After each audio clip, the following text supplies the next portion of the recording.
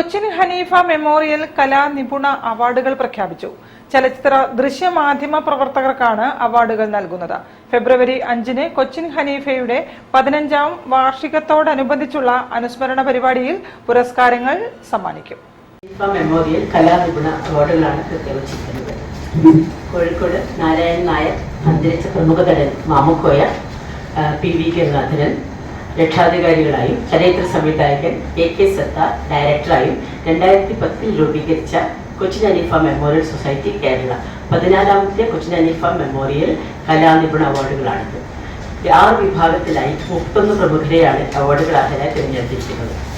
ചലച്ചിത്ര രംഗത്തെ സമഗ്ര സംഭാവനയ്ക്കുള്ള ലൈഫ് ടൈം അച്ചീവ്മെന്റ് അവാർഡുകൾ നടന്മാരായ സലീം കുമാർ, ഹരിശ്രീ അശോകൻ, പ്രേംകുമാർ, മല്ലിക സുകുമാരൻ, വിനോദ് കോഴിക്കോട്, ബാബു സ്വാമി എന്നിവർക്കാണ്.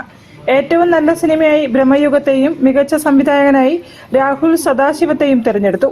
മികച്ച യുവനായക നടനായി നസ്ലൻ K ഗഫൂർ, മികച്ച യുവനടിയായി അനശ്വര രാജൻ, മികച്ച സ്വഭാവ നടനായി സിദ്ധാർത്ഥ് ഭരതൻ, നടിയായി ദുർഗ കൃഷ്ണ, മികച്ച സ്വഭാവ നടനായി സജി സോമൻ.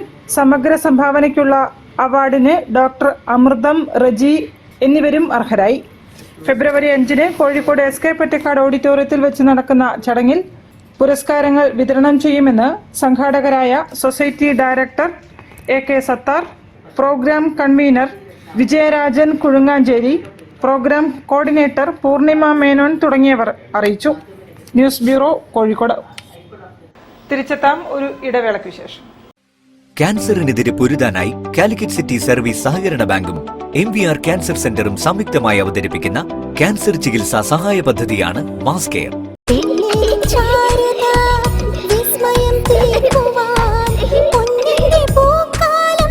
ഒരുക്കുന്നു ഞങ്ങൾ